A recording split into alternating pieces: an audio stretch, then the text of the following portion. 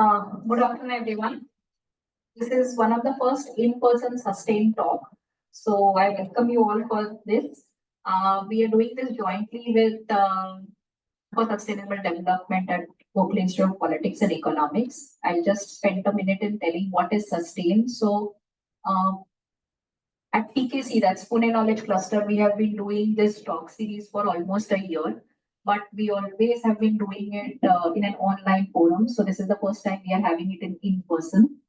And the idea here is that even if sustain means sustainability and environment, but primarily the focus is where whichever topics we touch for sustainability or environment, it's meant for all the citizens, everyone, and not specific just for students or for policymakers or for researchers. So we try to keep the topic which is an interest for everyone, and also we choose a speaker who can talk to a variety of audience and not just focusing to a single particular audience. So this is broadly the area in which we do the sustained talk. So we had people who talk on biofuels, people who talk on groundwater management, people who talk on urban forestry, so on and so forth.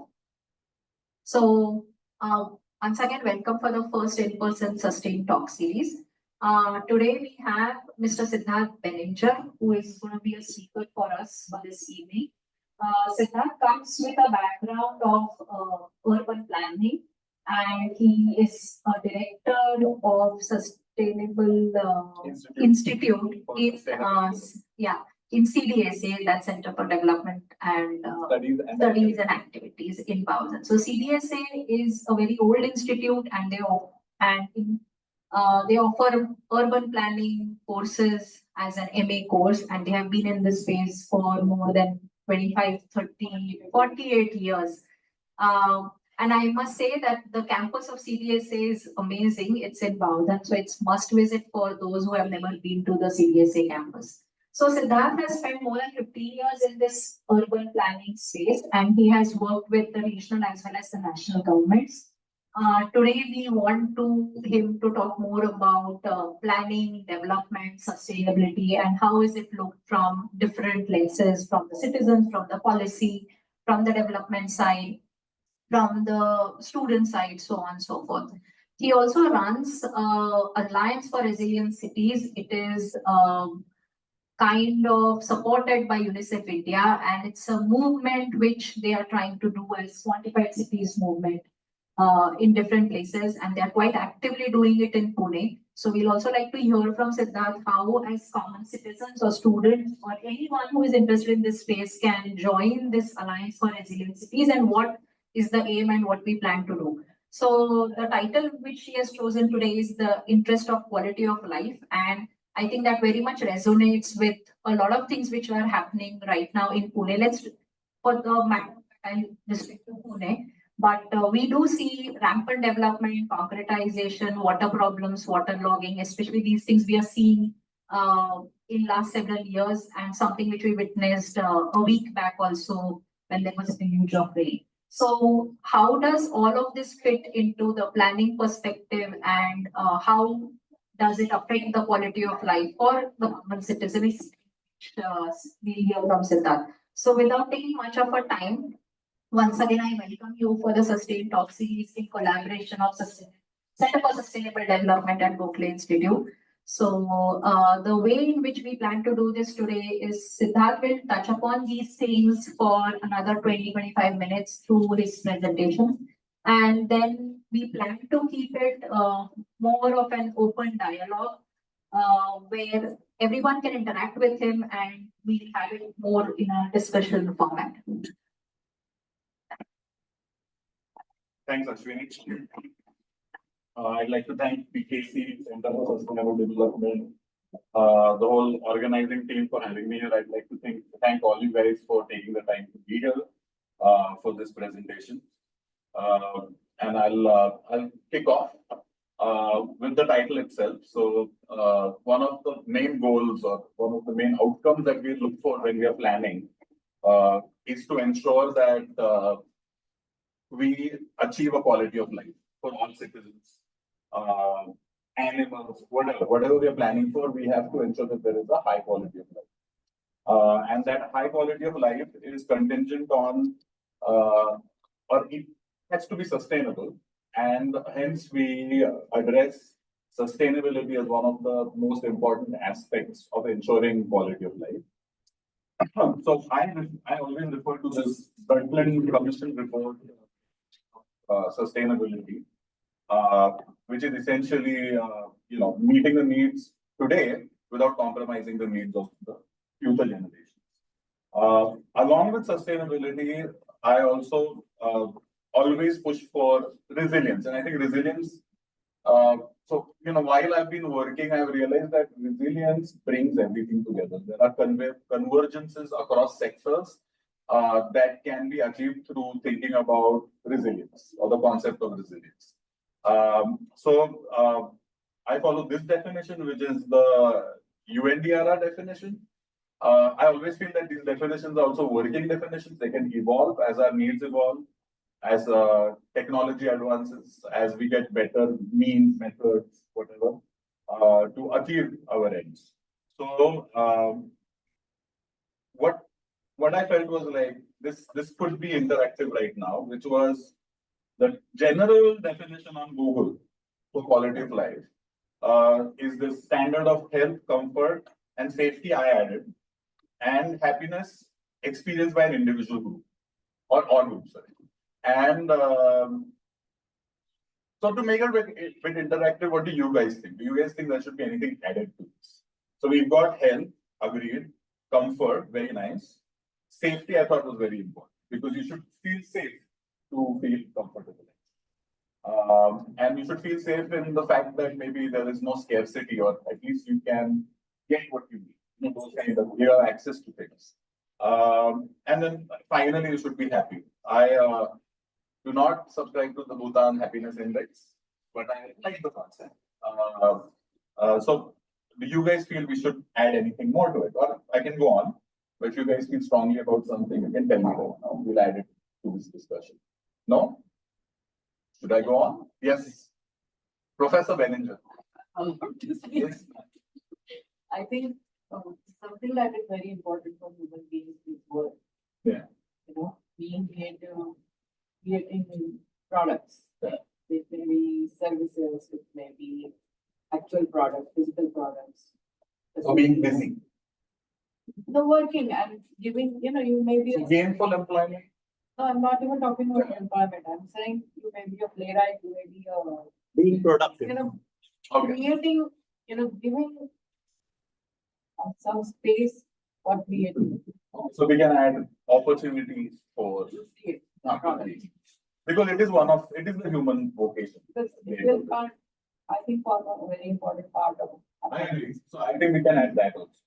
So an opportunity to create or be creative can be added. Great. Now I'll tell you why this is important. I'll tell you why I brought this in, or like defining something. It's because once we start defining concepts, we start following those definitions and then trying to achieve something through that definition. And it can be working and can keep changing, but there has to be something defined. So the reason why I started off with a few definitions was like everybody in this space or whoever is listening or watching this is at the same, on the same page about what we mean by this. And moving from this, so this photograph actually, I found this online. I think it's a very interesting photograph. There is a lot of so I just came back from the Massachusetts Institute of Technology, and there's a big push for urban everywhere. And rural has been somewhat, actually quite a bit, it's not thought of. So, and that kind of, that was not nice. I didn't like it. As we say in Hindi, we say hurtful. Like I was like, no, this is not right. And so this is like a stark example of what's happening in at least Indian cities, the large Indian cities. And you can see a bunch of public housing or even maybe private housing on the left, and this huge slum on the right. And so this is like a stark reality, and I'll keep coming back to this as we progress. That when we say urbanizing, we have to also define what urban is. or urbanity is, or urbanism is. And we can't just say, because the definition by the government of India, or many other governments, I'm not just saying government of India, is 5,000 population minimum, 400 people per square kilometer or per hectare. Two-thirds of, it was originally male, now it's male, working population has to be involved in the secondary or tertiary sector, right? So when you think about defining a city and then you say, okay, I'm following this definition. So two-thirds of the population has to be in secondary or tertiary sector. Check. Achieve a density of 400 people per hectare. Check. And have at least 5,000 people in that sense. Done. We are urban now. So we have completely forgotten about utilities, services, taking care of the environment, achieving certain habits or certain ways which we call urbane. So there is a lot of things that I feel go into calling oneself urbane or urban. And I think that's why I thought it was very important to bring this like to the fore in this way. Okay, so this is an example of, so this is a image of Pune city in 2005. Good old days, as we say, right? Less crowded, not so much traffic. We could literally listen to songbirds in the afternoons. It was quite nice. But then progress takes place. Development takes place. So I want to ask you a question. When we go through this, what will you call it? Will you call it development, or what other word can you call this? Right. So this is 2005. Okay. This is 2015. That's 10 years later. So I'm like, and those quit. Oops. Sorry. Okay. Okay. So whoever can guess one place where it suddenly changed gets a prize from Ashwini. Left and top corner. Yes. That's it. Ashwini? Yeah. Exactly. Left hand, that's Balewadi, by the way. Right? This Balewadi, parts of Baner and stuff like that. Then you also have, I think, this is all green. You see, this is all farmland. And then it's suddenly constructed. That's Bowden. That's a big no, that's Kotu. That's Musali answer. Okay. So, and then Bowden is to the left here, which is also like that. And then you get all this Kharadi and stuff. Right? That's Magarpatta that was just being constructed, I think. And then you see the farmland around Magarpatta. And it's all patti. And then boom. Right? Okay, fine. So this is fine. You can call this development. I call it construction. Just construction. But there is a need. There is a need for housing. There is a need for jobs. People have to move to cities. So there has to be this growth, so as to speak. But then I argue that it has to be done in a more systematic and conscientious way. And I'll talk about that in the future. And then now this is like 2022. I guess I should have taken a thing for 2024, but I was lazy because this I've made before. This I showed last time in 2022. Okay, so there is still a change if you notice, right? So it's progressing. The what do you call it? It moves forward. Right? So the monster moves forward. So okay, this is actually in a way it's like it's monster, but it's very human. I mean, we have to go. We have to do this. So then how do we? So there's a lot of problems that can come out of this. So what could those problems be? Are there any takers to answer this question? One is that, okay, like situation, population has grown, boom. And so then what happens? Do everybody get the same amount of stuff that they got before after the population? They start getting less. So does that entail less access to amenities and facilities? Possibly. Less access to food? Maybe, or you need to import new food. So what I'm playing around with is, or what I'm building up to is ecosystem services, right? And carrying capacity. And so what I feel is that as you start seeing this, you start realizing, okay, one simple thing you realize is, okay, we need to, once you get like 10,000 more people, you're going to need so much more food, so many more services, so many more jobs, water supply, Any other data? Energy, Energy. pollution. Pollution is going to increase. There's so many impacts, right? So there's also negative impact. There's positive impacts. You get generation of waste. So again, you need to then deal with that waste, right? And it's also good in a way. I mean, whoever have set up businesses are getting richer also. I mean, it's nice for them, right? And there are some people who never had jobs before, never dreamt of working in a city before, and now they get that chance.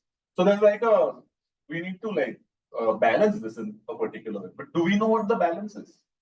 So one thing I'm going to be proposing is like a frame of, not like a frame, it is a frame, to try to figure out a balance based on certain, say, norms or rules of engagement, so to speak, engaging with planning and how we go about it. So yeah, so this is our population trend. So in 2025, it's expected to go to 7.5 billion.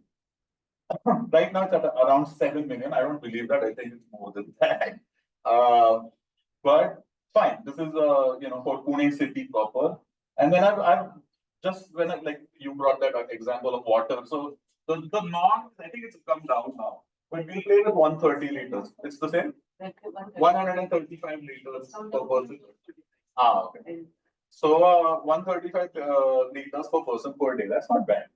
So, you need some water to bathe, to clean stuff, to clean yourself, to eat, so to cook, then what else? For gardens, etc. And you get 135 liters per person. So that's quite good. But then once you start looking at the demand, so in 2025, that will go to 1,000 million liters a day for Pune, right? And in fact, Ashwini and I have been like working together on this and for like a long time. And we're trying to figure out what the supply is. So that's another question. So this is the demand, but then where do you get the supply? And supply does not only entail, say, rainfall. It's piping, it's storage, it's cleaning. There's a lot of things that go with that. So there's a whole chain to that. So fine. So this is keep this in mind. Keep these figures in mind. 7 million. 1,000 million liters a day. Great. So, okay. So, this is the concept. This is the framework. So, every settlement, whether it be Pune city, it might be a village, it might be anywhere, right? It might be in like we have wadis also, like small villages, right? The essential question is, how much food do I grow or import? So, do I need to grow it or import it? How much water do I need? And do I get it from a natural stream nearby or do I import it? Right? Or do I collect it when it rains? And is that enough? Right? Or do I get appropriate housing in cities, especially? That is a big problem. That's why I showed that slum photograph. So these are certain norms that have been published right now. That 2,400 calories has gone down to 2,000. The World Bank has brought it down. But then if you talk about why? Because more people are living in cities, so that they are not working the fields and stuff so much, so that field has gone down. But what's interesting is that cities don't grow food.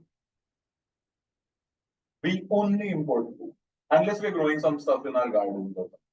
Actually, I did publish a paper on urban farming and like urban gardening. So it's not that much. So one, I mean, I have this dream. I just really love farming. So I have this dream. But maybe not. That might not be achieved. But the idea is that okay. So one is it's also an import-export kind of, where cities are importing a lot of food. Villages are exporting the food. So there is a business. There is business potential. Let's put it that way. So there is potential to also look at things from you don't only have to look at them from an environmental standpoint, but you can also say, okay, there are potentials for economic growth and stuff. And this has to be studied in a complete way. So for me, I don't make a political stand on either side. I'm a planner. So I just want to make sure that everything's happening properly in balance, right? So going on, I'm linking these to say sustainable development. So this makes it relevant, certainly, for many people. So it's very relevant anyway. So, but this directly relates to clean water and sanitation. It directly, links with zero hunger. And in slums, there are people who are malnourished, or there are people who are undernourished, or there are people who are, so by nourishment, I might say undernutritioned also, because they're only buying processed food. And there's a big problem in America as well, right? And I think they're called food islands, or something, food deserts, right? Where they only get processed foods, they don't get fresh food, right? And then this completely relates to sustainable cities, right? So going on, so okay, so what I've done here is I'm saying that hey, you got 3 people. When that goes to say 9 people, your needs are going to increase, right? Okay, and then what are the things that we can do? So we can maybe improve water quality. We can improve the water supply infrastructure. So these are actions. So what I'm trying to say is that from a standpoint of what reality is and what the problems are, and whether you're going to crowding and then adequacy and scarcity, and then you're coming to certain actions. So everything has to relate to an action point. It has to be something you can do or get done. So in this case, we are looking at, say, we've got a water problem, then okay, we need to look at the quality. We need to look at the infrastructure, right? If we've got food production issues, so can we push urban farming? I've kept that there. It might not be feasible, but I've kept that. And then availability of a balanced nutrition basket. That's another big issue. You might have all the food you want. You could munch on a lot of things, but it has to be balanced, right? And then the biggie, which is affordable housing. How do we make affordable housing available? So slums, and I'll be coming to that point, slum dwellers make up, on average in South Asia, 31% of the urban population. And I'll get to that. So housing is a big issue. So, okay, how does that translate? So this is what I'm envisaging. I'm saying, okay, this is a framework, and we're looking at this adequacy and scarcity framework, and we're looking at demand and supply of things, and how populations change, and that demand and supply start shifting, and then how we provision for that. And then how that can lead to, say, policy. So, like, the first level is that there is a need for research, which in India is lacking. So these are, problems that I'm trying to bring to the fore. There's targeted research is lacking in such situations. Of course, because there's no research, there's no publishing, right? Or there's very limited publications that are taking place in this kind of a field. Ecosystem services, like the EU actually pushes ecosystem services in a big way. They do most of the policies based on ecosystem, especially their land use policies and so on. So I'm also advocating. So like I'm saying that okay, if you don't publish, you can't advocate, right? You can't show any proof or any evidence and stuff. So I feel this should also be this step should be. And this is what we do at CDSA. And then how does it finally come to policy? So once I publish, I advocate something.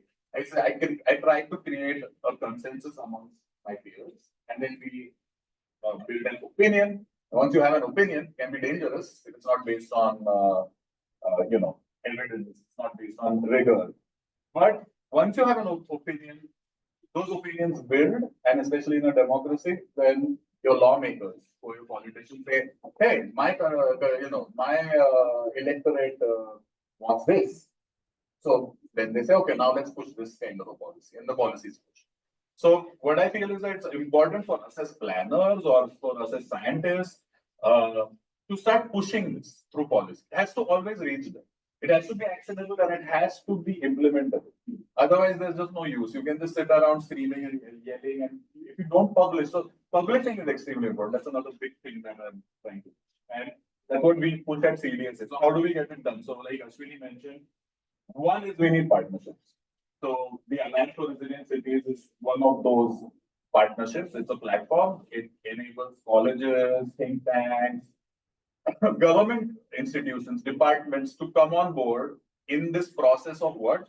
Of researching, publishing, advocating, and then trying to push laws, right? Because there are government departments who are also, there are government department heads who are like, I know it's really sad, it's really bad, but I want to do something. I don't know how to go about it. There are students in colleges who are saying that I want to do something, I don't know what to do. Right. So I feel that it's important to build those partnerships, not to keep, your stuff safe for only you, but you should distribute. You should bring more people into this process. So this is why I feel that what we did with the Alliance for Resilience, what we did with the ARC is we felt that this would be very important. This was actually initiated or like pushed onto me by the UNICEF, the RR cell, where they were like, how are you going to institutionalize all of these things that you're saying, right? And how are you going to get more partnerships? So this is what we created in 2017. So one important aspect is we need partnerships in this whole process. Another thing is that we need a way to create evidence. So Ashwini also mentioned this, she mentioned the quantified cities movement. So what we did was we decided to create a platform, which is a IT platform, where you can do various surveys on this app called iNagrik.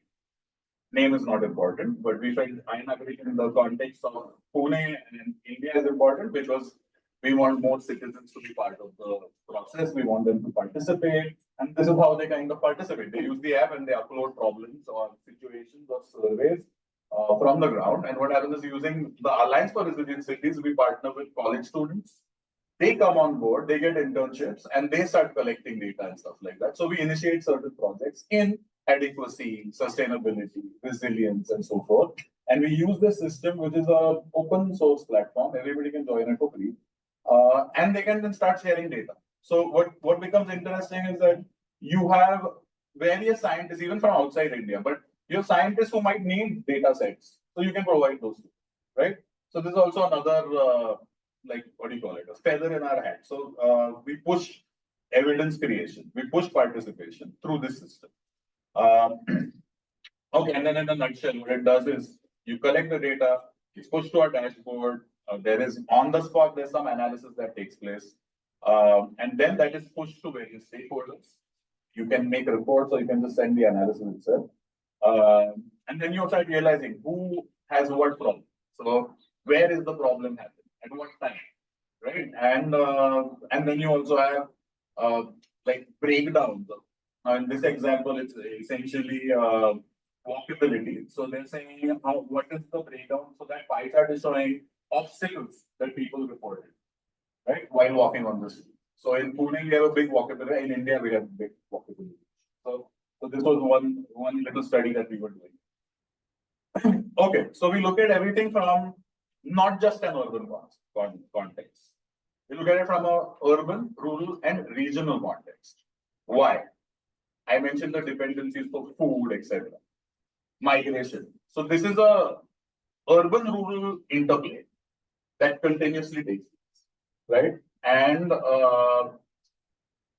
are interdependencies, and there are impacts on each and every, what do you call it, scenario, right? And so if you pollute a river, the river goes downstream. There are villages. Your pollution is reaching those villages. Then maybe they can't grow crops. There can be other problems, health problems, so on and so forth. So it is important to bring the whole picture together, is what I feel. And that's why, so Ashwini did introduce me as an urban planner, but I'm actually a digital planner, right? And I fancy myself as such. So what I'm going to now take you guys through very quickly is a few projects that we've done in each context. How we've tried to measure situations, how we've tried to monitor situations, how we tried to tease out problems or locate problems, and then, solutions you can think of, like we'll discuss them as we go. So first thing is, now this is a tool actually created by Professor Beninger sitting across there. So this is, I've not written any title to it other than identifying the settlements that need development inputs. Right. So which settlements do you feel, by looking at that map, need development inputs? Speak up confidently. Well done. There you go. Right. So now that's the power of actually visualization, right? And this is what we are pushing in the big way. And this is actually data. This is real data. We were doing a plan for this district called Pune in the north of Maharashtra. And these were the villages. So we had to find a way of identifying the most needy villages, right? And so this was actually a measure of deprivation, deprived villages. The measure has been created by Professor Beninger, Professor Anita, sitting on the I should make sure that everybody knows what I'm talking about. No, and the idea is that the deprivations were of social deprivation because we have caste divide, then it was income deprivation, it was access to facilities and amenities, and then it was natural resource deprivation. So it was like groundwater levels, forest cover, health of rivers, etc., etc. And then finally we did a multiple deprivation. So this was the multiple deprivation. And then there are some interesting, so as planners, I mean, see, I'm fascinated by maps and this is my bread and butter. So it's very interesting. You can see a clustering of the yellows and greens in one area. And the rest of the district is generally covered by the oranges and the red. A few yellows and in Sakri, which is to the left. But you know what, like that central area where the greens are, there's a railway line running through it. And there is some industry. So that is also a very interesting correlation. And you can just visually make, if I put that railway line through, you would have realized. And that goes on to Surat, which is a hub. So it starts. So what we feel is that these tools help decision makers, who are your politicians or planners or whoever, to make quick decisions. We do all the work, we do all the analysis, we do the data collection, but we want to aid them in making the right decision. So how do you prioritize inputs, scarce resources, right? And like I have background in economics, so we deal with that, like unlimited wants and needs and scarce resources to fulfill them. So this is a way of prioritizing. You can do a lot of things with just this one tool. I've not even given it a title or anything. This is another, so we use the same quantified cities movement system actually to help the Gram Panchayat, the Ministry of Gram Panchayat in Karnataka during COVID. They were tracking returning migrants and they wanted to know whether so in Karnataka they have an Arogya Karnataka card, which enables, it gives you, protection. And going back to quality of life, this is directly relevant. So if I'm protected, I feel safe. I know I'm going to be taken care of.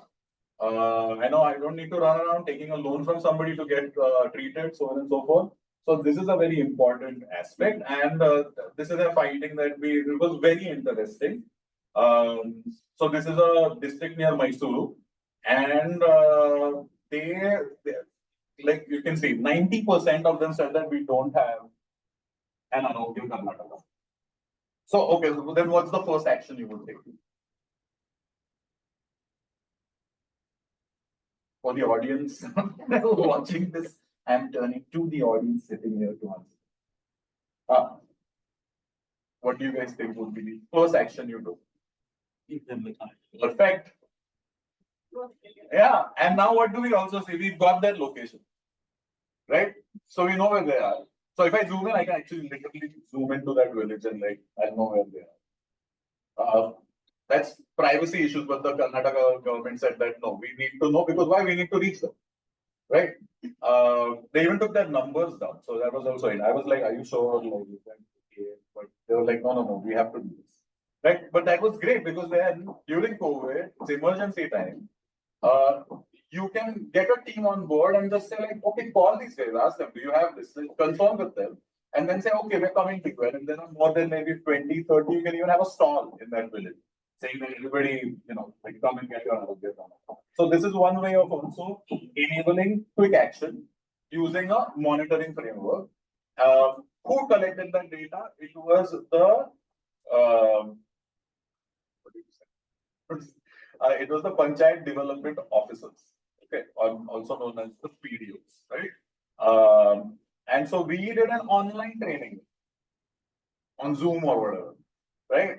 And they were like, I think 10 groups of 50, 500 villages, and then they just went around. This happened in like, the data collection happened in like a week, right? So there's also speed in collecting that data. I'm sure there were errors. I'm not going to claim that there were no errors, but I'm sure there were very few. And if they were misreported, especially if it's 90% reporting that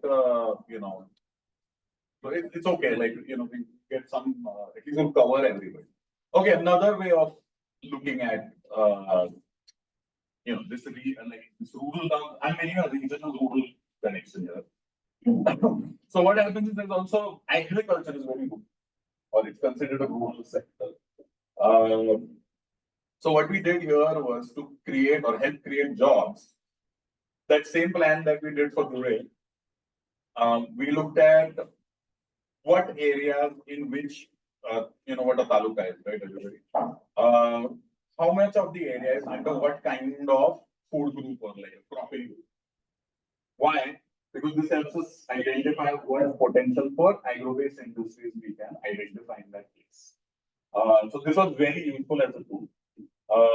The area that's hashed out in, I guess, gold, that falls in something known as the DMIC, the Delhi Mumbai Industrial Corridor, right? So those places are also in danger of, or also for the potential. So they'll have potential. They can get logistics. There's a lot of like commercial potential that they have, but there's also danger of losing land, and your ecosystem services can be threatened through that. So then you have to make a decision. So that's why we put that zone down. And then we made other maps and this presentation is too short to show all of that. But essentially what I'm trying to illustrate is how you can start making decisions based on that data. Again, evidence creation, data collection, and you can start saying, okay, now I can make some decisions. So I think Sakri, that 71% is under cotton, right? And so then you can start coming up with ideas for promoting value add to that cotton. And then what do you need in that whole chain, right? Do you need industry? Do you need machinery? Do you need storage? Do you need mechanics? So one small sector, if you can enable, can create a bunch of jobs. So it can be super helpful for that taluka. So this is another way of looking at this. And this is what's very important, like this is a direct ecosystem service provided from the land and from the rain, like whatever, right? And this can enable job creation. So this is extremely important. And like now what I am, like one of my little projects is to map every village on the potential of like what they can grow, stuff like that. Lorenzo knows back there, right, to convince him, but he wasn't that convinced. Anyway, so this is where we also look at simple gaps. So this is very straightforward. There is a norm or a standard.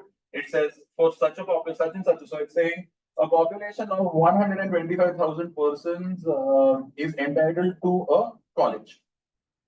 All right. So mindlessly you can do this. So don't, because then it creates inefficiencies also. But what it at least does is this is government prescribed from the center. So you can say that, hey, you guys said this is how much we need to do. That's it. We'll do this.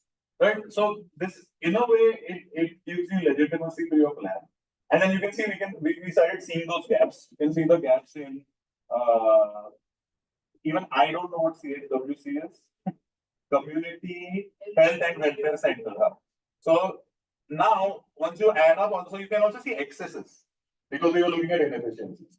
And what you can start doing is just with this, just once you add up all the gaps, you can start making a plan. You can say, okay, this place, this location needs this. And you can do this with multiple things. You can do this with STPs, sewage treatment plants. You can do this with various kinds of things. So this is another technique that we use when we do our regional plans or village, like rural plans and stuff like that. We do the same for urban as well. We do the same for wards, right? In this case, it's a cluster that was also a little innovation from our side. We said that the villages, it becomes very inefficient if I say every village needs this. So we created clusters, right? Of like villages nearby. Okay, and coming to urban. So this is also done using our dashboard, but this is done in a different way. Now this is pure surveys. Now in this case, we are looking at firefighting equipment, whether it's installed or not. So you can start seeing each building. You can make a pie chart. You can have fun with all the data. But this is where we are also talking about resilience. And we're talking about carrying up. And then we're talking about quality of life. Because if you do not have fire protection, you are in danger. You can lose your life and property and whatnot. So, so this was another exercise we did in Hound Baner ward number 8, Ababa. Okay, it's called Ababa. Those who speak Marathi, they'll know what that means. So, Hound Baner Balewadi, Ababa ward. And so now what's really striking is we actually did this. CDSA was blessed by 120 interns in 2 months, right? And so what do I get them busy with? Okay, well, so then we had the app. We said download and go out and conquer. So they started collecting data on various resilience issues in the buildings, and they started mapping the buildings this way. So this was architecture students mostly. So planning, architecture, whatnot. So this was firefighting equipment. So now this also gives me a plan, right? I can say, okay, this building, I can even go to the building and say, hey, you guys need firefighting. This can lead to policy initiatives as well. So there's a lot of potential. Once you start doing that data gathering and you have a framework behind you and you have a philosophy behind the whole thing. This was for flood evacuation drills conducted. And so I tell you, the mandate was like I said, the UNICEF were very interested. So this was the UNICEF DRR, Disaster Risk Reduction Cell. And so they were extremely interested in, these things, resilience and stuff like that. So that's why our first questionnaires were all based on these kind of whether there is evacuation drills that have been conducted, do you have the equipment? So we looked at all the hazards and how you can mitigate those. So that's why we were focusing on this. And then I became a believer in resilience because I did that role. So here as well, you can start coming up with a resilience index if you want now with this kind of data. Because what happens with this is now if you can replicate this, so the big issue that needs a lot of manpower. And that's where again, a concept like the Alliance for Resilient Cities helps because then you have a lot of students, they're enthusiastic, they want something to do and they get to do it, they get the credit for it. By the way, they also own the data, right? Because it's like a Creative Commons license. So they own that data and they can use it, they can push it forward, whatever. And they get the pride of doing the thing. So, and you can do a rollover because every year you have a new batch of students coming. So each new batch can do this as an exercise and they can learn through this, right? They can learn about resilience and stuff. So it becomes also a monitoring system of sorts. Okay, so this is what I was pushing in America as well, because they were really pushing urban a lot. And I was saying, urban's fine. But there's a lot of poor people being made to stay in very bad conditions in urban areas. And so this is the United Nations output. And it says that 31.2% in Central and South Asia, 31.2% persons are, in slums, essentially. Right? Then I did the calculation up top to the right. That's about 2 million. And I'll tell you, Pune has more than 31.2%, right? But I did it with the 31.2. And so that's like 2,200,000. It's not nice, right? And Mumbai is like, wow. Mumbai is like, I think, 1.5 times Norway's whole population or something. 2 times Norway's population. Slum. Right? So, and it tells you also the scale in India. It's quite, it's huge. Like, when people talk about only so many percent, but it's like, no, that's like your country's population, right? So, and in this case, it's like, twice your country's population in one city. So it's like they're running a whole country, right? Like in Mumbai. So, so this is also important to understand. This is how you start computing that carrying capacity, adequacies, scarcities. Like I keep it's like a mantra. I just keep thinking about it like that. And that population is going to need so much stuff, like the sewage treatment, the water provision, energy provision. How much energy? Because quality of life. So are they allowed to have fridges? Because this is kind of not allowing them if you don't provide the energy. They might have the money to buy them, but they don't have any electricity. So, and the fact that they are informal settlements, so they don't have tenure security. So it's not necessary that they will even be living there because somebody can come and evict them. Now, I'm not saying they shouldn't be evicted. There's legal cause, right? Somebody else's land and you're squatting on it.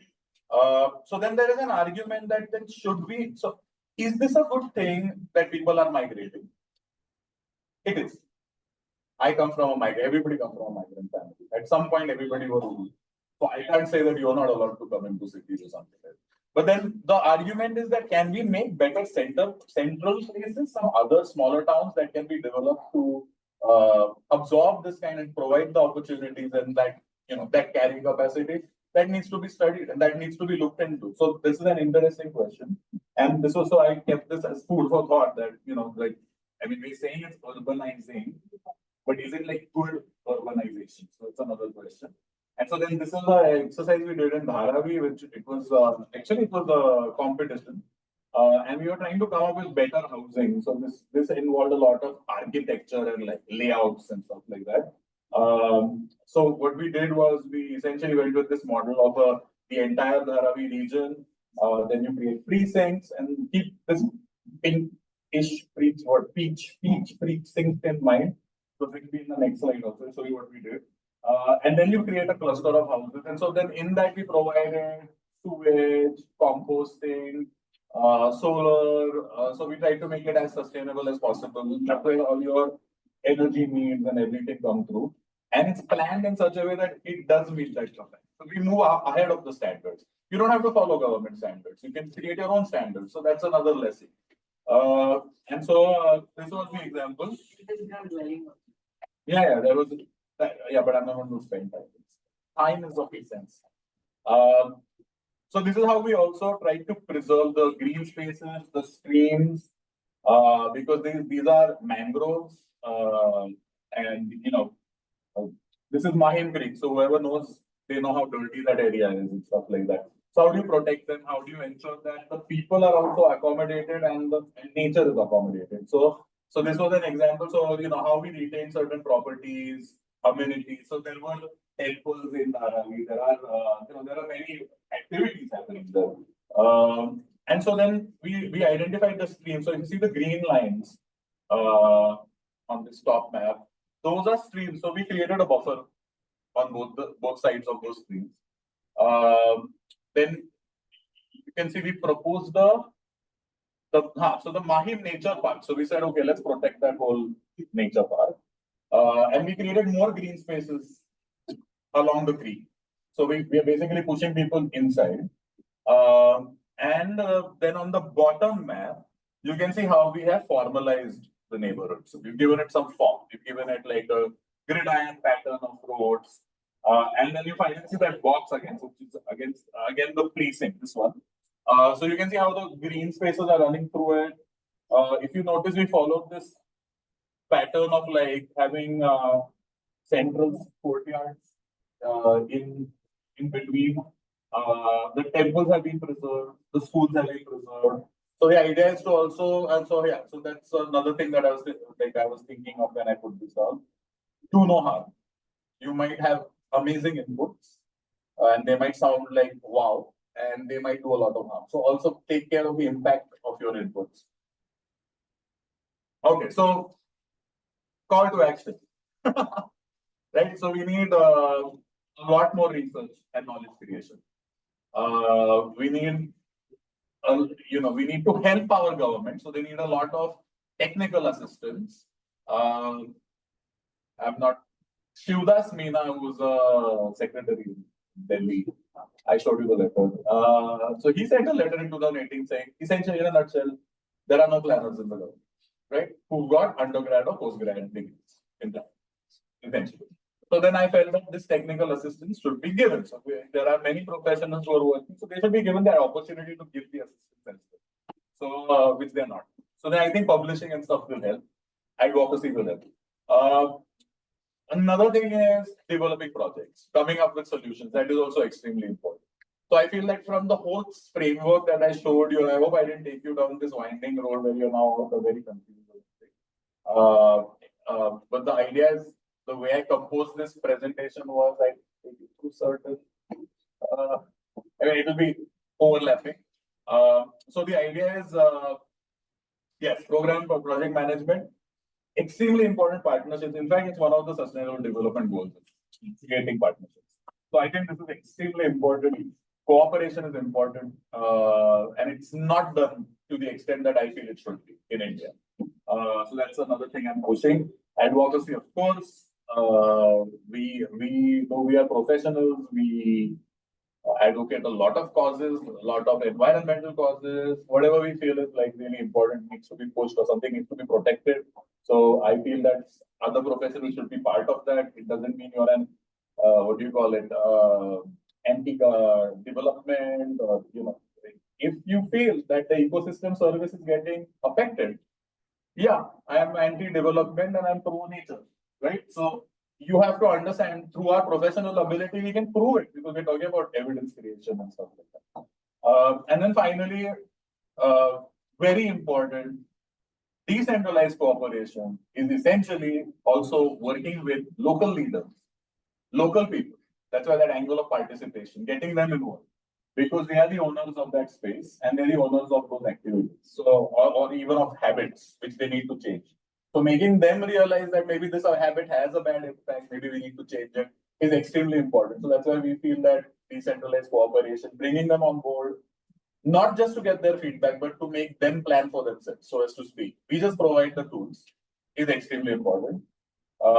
If anybody is interested, please scan the QR code and join the Alliance for Resilient Cities. Thank you.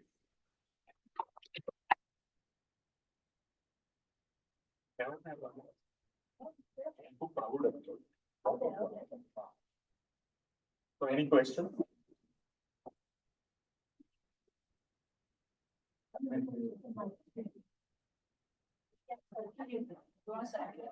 Or just repeat the question. Yeah. I think I have a question also. I have a question about the agro industries that you predicted, which were region based. Not predicted, but we were saying that, yeah. So did you find some time-based studies where you saw that based on some produce and business demand for a certain crop, the other regions are also now going for the same product? That's a cotton. Yeah. Case in point. So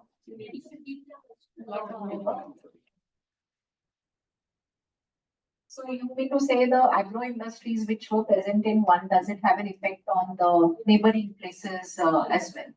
Yeah, so it encourages the neighboring places to grow those products in certain cases. So this is a very important point. That's why I put that 2,400 calories per person. So if I'm planning a village or if I'm like working with the village, the heads of the village, I'm going to say that you need to cover the 2,400 per person per day food crops, because that can have a bad impact. Because now we see in Western Maharashtra, people have shifted to sugarcane because it is a high value crop, and but they're not growing enough food in some villages. So essentially, they're behaving like urban people in the sense they're buying the food, though they are farmers. In some cases, they keep very little, very small amounts of land for farming, in the sense food growing, and they dedicate everything to making money, which is good. So, so there is an impact. So in the case of Dhule with the cotton thing, there's a place called Dondaitsa where the station is. They originally had the mills. They have mills there itself. So only that district, which was not Dhule, only that taluka, which was not Dhule taluka. Dhule is further south. Were growing a lot of cotton, and now Sakri has started growing a lot of cotton. In fact, Sakri has gone crazy on cotton, and and this was 2014 by the way, this data. So now I don't know what has happened. But the thing is that, so yes, there is an impact when you see demand grow, when you see that there is money to be made, you will do that. And I feel so there's an importance for transparency in and there should be a system. The government of Maharashtra has done this. You can go online and look at mandi prices, but they are not live. Okay, so it's the last report based on the last trade or the last change. So if you can actually make an adaptive system that moves continuously, farmers can make better decisions, right? And plus, if you put down this awareness that you need this much, you need to cover the food needs, water needs, and the impact of what crop you're growing. because sugarcane requires, I think, 14 times more water than vegetables or something. So that's another consideration. You know that, especially in Dubai, because we are working there. The problem is that when you shift to cotton like this, there is no guarantee that you will get the price. The farmer is asking for the minimum supply price. This is the reason? Because, it's like the futures. Playing on the market, share market, they have no commodity protection. Now, if your land is gone for cotton, and if it's not going to be picked up, it doesn't have that capacity to have that long thread, etc., quality is not there, then you are in deep trouble. So that's why all these suicides are taking place. Especially cotton is very This likely. is not wrong, but the land was not been separated. It was exactly opposite to the place. Yeah, but now it's changed. They have, Because those people were growing actually the pulses and trees. Yes. but what happened was, unfortunately, they saw the money. People just see the cash coming in, and they are not thinking of their needs. You need to protect yourself. Somehow that protection instinct seems to be gone. We all seem to think that having enough money will protect us. No, but I don't understand why these people were unprivileged and why these people, I mean, map wise. Privilege meaning you mean the deprived and the not deprived. Because I wouldn't say they're all privileged. They're just less deprived. But the thing is that because of that railway line, they are getting a higher income. They're getting more access to income opportunities. So demand, there's more agglomeration around that place. And they can take that produce to market much faster. So we did in that same plan, we actually did a plan for providing trucks for every village so they could transport their goods, which they didn't have. In fact, we should change the whole system, of course. Yeah. They passed it, but I don't know. They didn't have. Anything more? These are done for BRJ, that's what it was done for.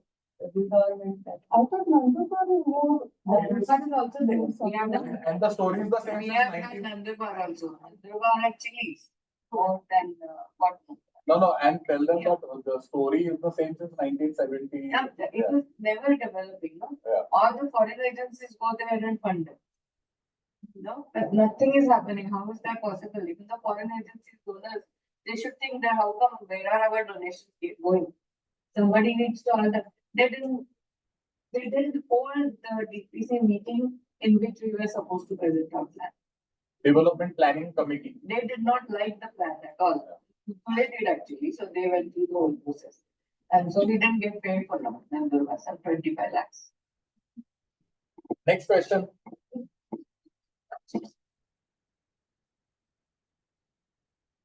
No questions? I was that clear? In the parameter, we always told like thing. That will be, let's say in a day's time, you are going to go down underground water. And because of that, now we are not supposed to suggest this crop to this region and so on.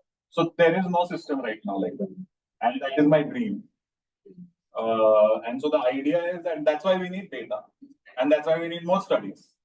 And but then you can imagine, I'm sure you're asking the question, so you can imagine what an amazing system it can become. And then if you can, see, you can't predict it. Rainfall is not predictable, especially with the climate change effects. But you can come up with something. I mean, like when we calculated the Maharashtra, Pune district water, we were like more than adequate. Like for 10,000 years, you have the rain. Okay, by the way, you have one season's rainfall in Pune is enough for like 1,000 years water for the population.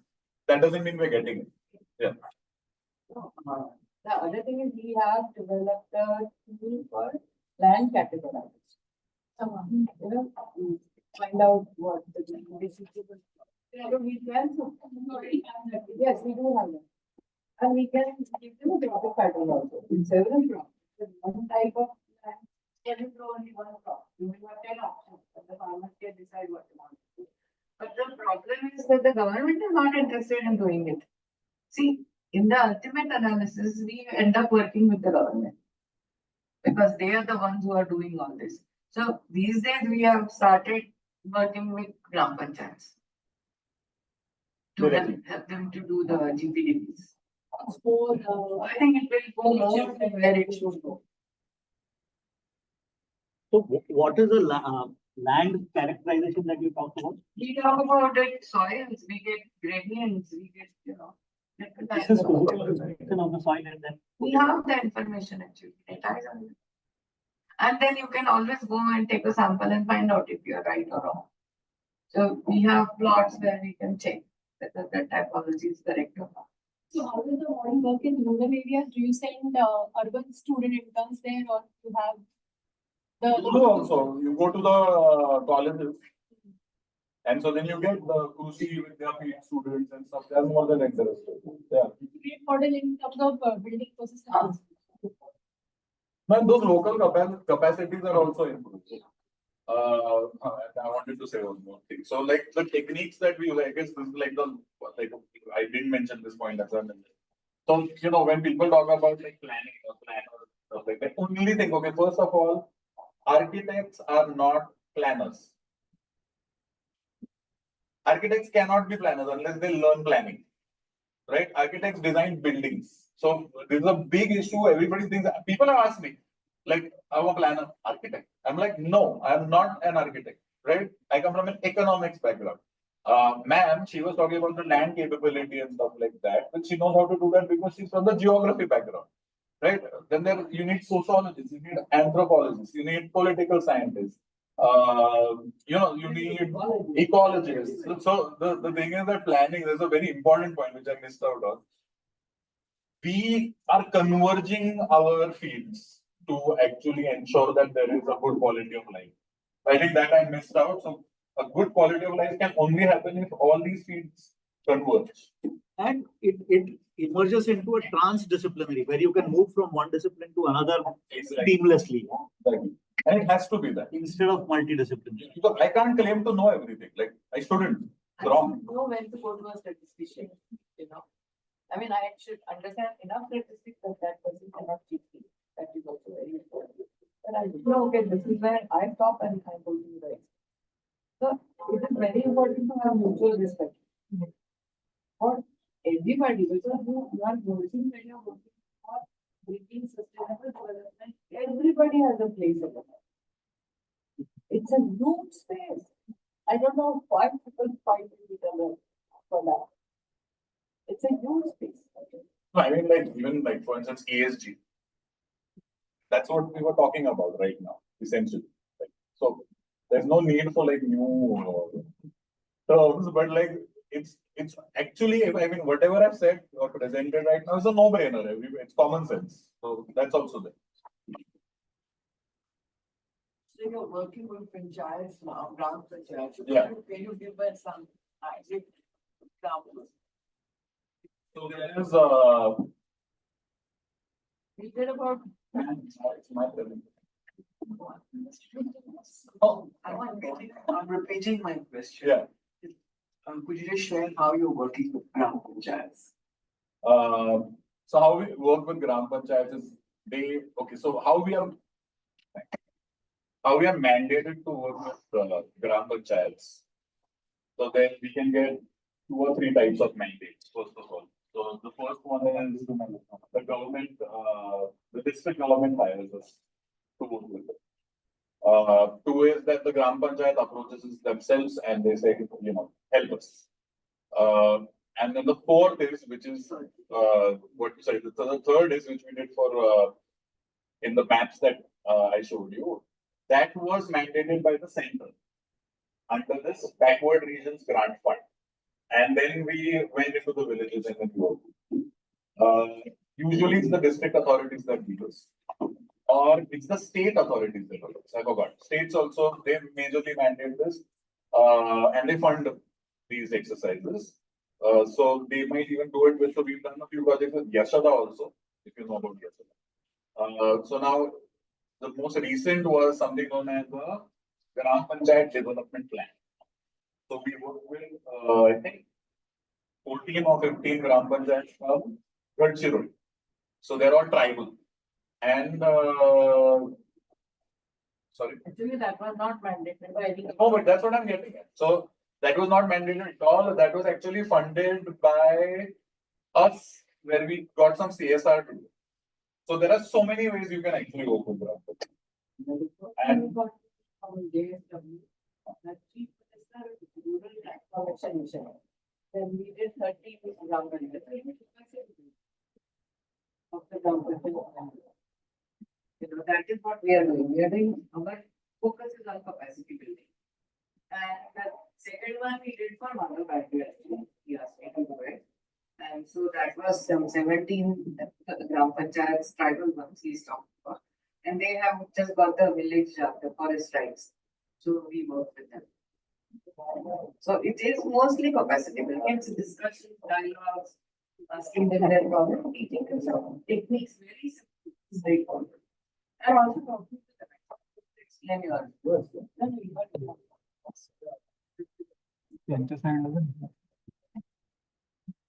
It'll take too long to explain the whole process, but in a nutshell, we help them map their own villages. We help them map them for resources, for hazards. So they know what the local hazards are. They know what happens. Where does the river flood? Stuff like that. So we teach them some techniques of formalizing that knowledge. Let's call it that, and documenting that knowledge. That's very important. And then we essentially, so one is techniques, frameworks, formats, documentation, and then the last thing is how to monitor that too. And then the most important thing is how to approach a problem. And then we teach them methods of. I'll give you an example. What happens? So this is I'm on record, but either way. Yeah. So with these virtual events, I asked them, what is your economic problem? What is your problem to access jobs and make money? They said that the main problem, so we do this, we list stresses and then we talk about that kind of thing. Their main stress for getting jobs was under MNREGA, they're not getting enough days. That is scary when somebody who's a villager who has a farm to till and the forest to collect from is saying, I'm not getting enough Mazuri days, basically. Where they do have farms. They're saying, no, we go for MNREGA. So what's happening is that they're also being taken away from I was actually hit. I did not realize that till these guys said that. And so there's a lot of learning that comes from. So I said, but don't you farm? And don't you collect forest produce? So they said, yeah, but we do MNREGA. Because it's a guarantee scheme. So the problem, and now they want us to increase. They said, we tell them to increase our work days. Right? So that's actually, that's really sad and that's scary because then that's kind of like communist or like China. I'm not anti-communist, but it's more like where it's not even welfare state. This is completely different. So then what we finally said that it's okay, that we can work out. But then what do you have? What is your local produce? Where does it sell? And then we started creating those supply chains and stuff like that. And then they realized that they are selling one product for 300 rupees a kilo or a bushel or whatever, a kilo. And the middleman who buys it from them, he's selling it for 4,000 rupees a kilo. So this was one of the biggest problems they have, why they are opting for Manrega is that they have a severe animal conflict issue. So one is that with the loss of life because of tigers moving out, the carrying capacity of tigers and TATR has gone far beyond whatever it is. Yeah. But second is the herbivore population which has grown. And that is destroying their crop. So one raid in the crop, they lose their entire income. Yeah. So therefore, that farming itself has become unviable, and they need to rely on some other sources of income, which is the reason why that Manrega thing is also. Yeah, no, and what's interesting then is if there is this interdependability or these problems happening. So that was interesting because they did not mention that, right? And if they would have, then we would have come up with. So the idea is we don't provide the solution, we help them evolve the solution. So, and what we realize is we have techniques, we also teach them, okay, we don't have just a MA in planning, it's a MA in this. If you are, a BA background and you get an MA. So, we do teach this. So what we teach in our course, actually, we teach a lot of that part to panchayat bodies and stuff like that. So we also push like 73rd Amendment. We heavily push. 73rd Amendment is basically your Panchayati Raj Amendment. It's decentralization of power, decision making, even to some extent tax collection at the local level. So these are things that people are not aware about. For instance, even in the urban context, people are not aware of the 74th Amendment, which is your urban local bodies and decentralizing decision making to the citizens. So these things are also like that's why we started the Nagrik part of that app and that whole system was to enable this decentralization of power and That's why we work in the capacity building space more than anything. We don't go and do bandaras and things like that. We just talk to them and find out. we plan where the bandara should be. With them. We help them plan. Yeah. I just want to share that I live in a village. They are open, like, sometimes it's not open. They might want to be like enforcement. Obviously, the people are in the army.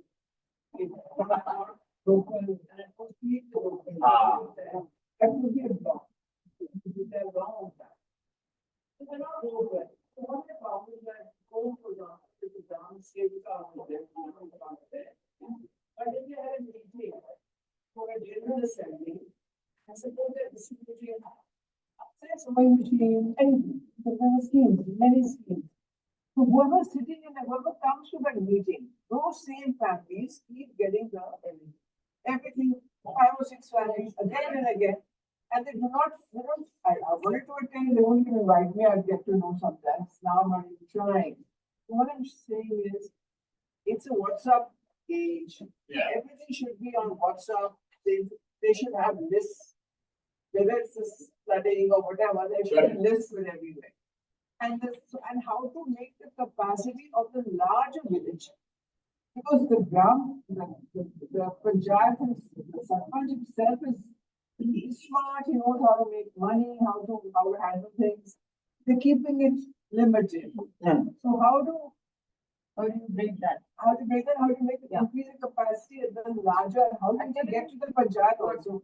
Right. One of the push factors for migration is also this. People want to leave the villages because of this. What we realized was that when we do this, when we ask them going to participate or going to come for the capacity building, we tell them that we want people from the central women, and we don't want the serpent, we want members. We want youth who want to fight for elections. Wow. So what happens is the whole village then gets involved. So Dr. Gadgil's program, we got those people, and even the JSW program, the person who was handling it for JSW, he understood what we were saying. So we got really good people. It can be managed, it can be organized. It's not like not doing it.